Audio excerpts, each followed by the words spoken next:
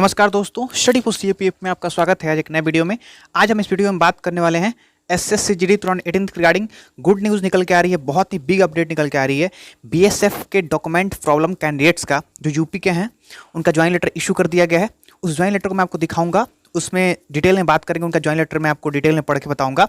उसमें उनका joining date दिया है 25 अगस्त का और 95th बटालियन जो आपका हरियाणा में है, सोना रोड पे भोंडसी में, वहाँ पे इनको रिपोर्ट करना है।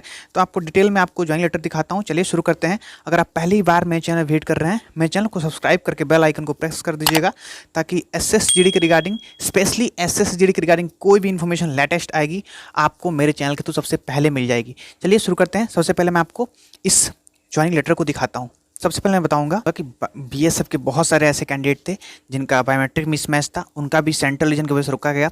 और बहुत सारे ऐसे कैंडिडेट थे जिनका डॉक्यूमेंट इशू था, जिनका डील सीआरपीएफ कर रही थी, क्योंकि नोडल एजेंसी को डॉक्यूमेंट इशू वाले प्रॉब्लम को ट्रांसफर कर दिया गया था।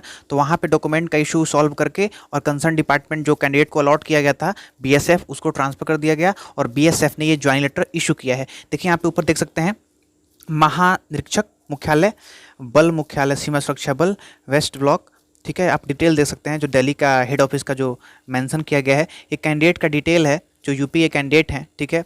इनका डिटेल, इनका नेम और रोल नंबर हाइड किया गया है, ठीक है। आप यहाँ पे देख सकते हैं, सीमा सुरक्षा बल में आरक्षक जीडी महिला के पद पर नियुक्ति का प्रस्ताव।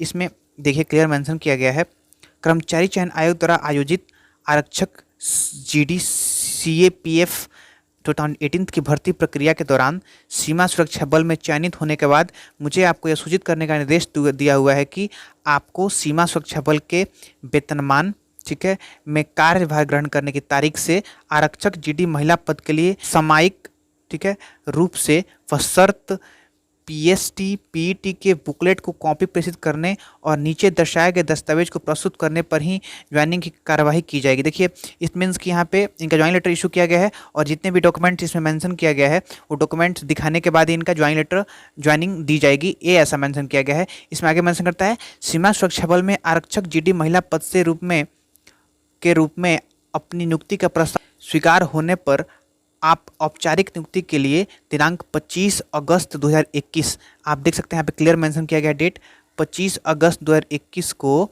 ठीक है, 95th बटालियन, देखिए यहाँ पे क्लियर मेंशन किया गया है 95th बटालियन सीमा सुरक्षा बल वोंडसी कैंप, डिटेल मेंशन कर दिया गया है, वोंडसी कैंप सोना रोड जिला गुरुग्राम हरियाणा, जो गुड़गांव के हरियाणा में पड़ता है वोंडसी कैंप जो है, ठीक है, वहाँ पे इनको विजिट करना है, ठीक है। यहाँ पे आप क्लियर समझ गए होंगे, यहाँ पे डेट क्लियर मेंशन कर दिया गया है 25 अगस्त को इनको विजिट करना है। और कहाँ विजिट करना है? 95th बटालियन सीमा सुरक्षा बल बीएसएफ कैंप में, ठीक है।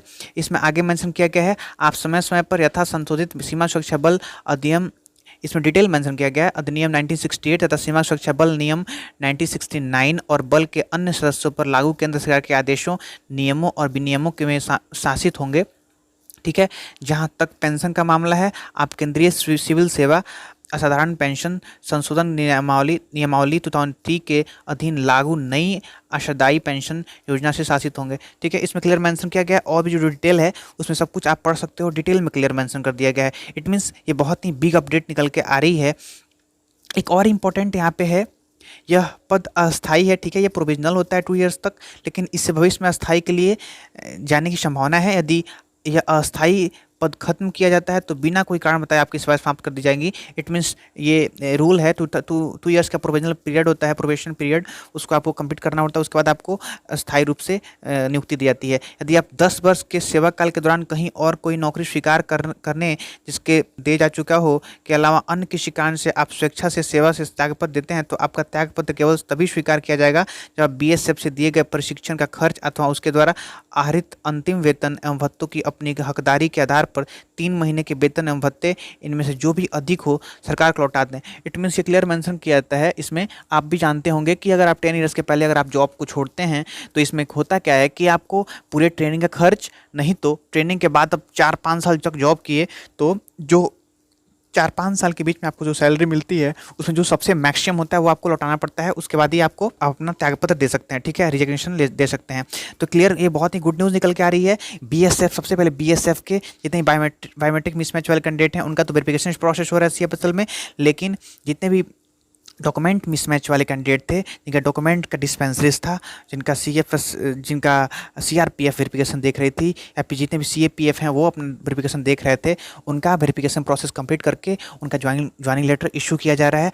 आज के डेट में ये क्लियर न्यूज़ निकल के आ रही है। डॉक्यूमेंट इशू वाले कैंडिडेट्स हैं वो खुश हो जाएं, क्योंकि उनका धीरे धीरे अब वेरिफिकेशन कंप्लीट होने को है और बहुत ही जल्द उनका ज्वाइनिंग लेटर इशू कर दिया जाएगा। तो आपको इस वीडियो में इसी के रिगार्डिंग इन्फॉर्मेशन देनी थी। ये बहुत ही बिग अपडेट निकल के आ रही है। जितने भी कैंडिडेट्स हैं बायोमेट्रिक मिसमैच वाले, वो भी अब सीरियस हो जाएं। मैं कल के वीडियो में मैंने क्लियर आपको बताया कि जितने भी सेंट्रल रीजन वाले कैंडिडेट्स हैं वो अपना सेंट्रल रीजन विजिट करें और वहाँ पे अपना क्वायरी मेंशन करें, ताकि उनके रिगार्डिंग में कोई कुछ इन्फॉर्मेशन गुड न्यूज़ निकल के आए। तो आपको इस वीडियो में इसी के रिगार्डिंग इन्फॉर्मेशन थी। अगर आपको मेरी वीडियो पसंद आई हो, मेरी वीडियो को लाइक कर दीजिएगा, चैनल पर नया हो तो चैनल को सब्सक्राइब कर लीजिएगा। Thank you so much for watching my video. Thank you.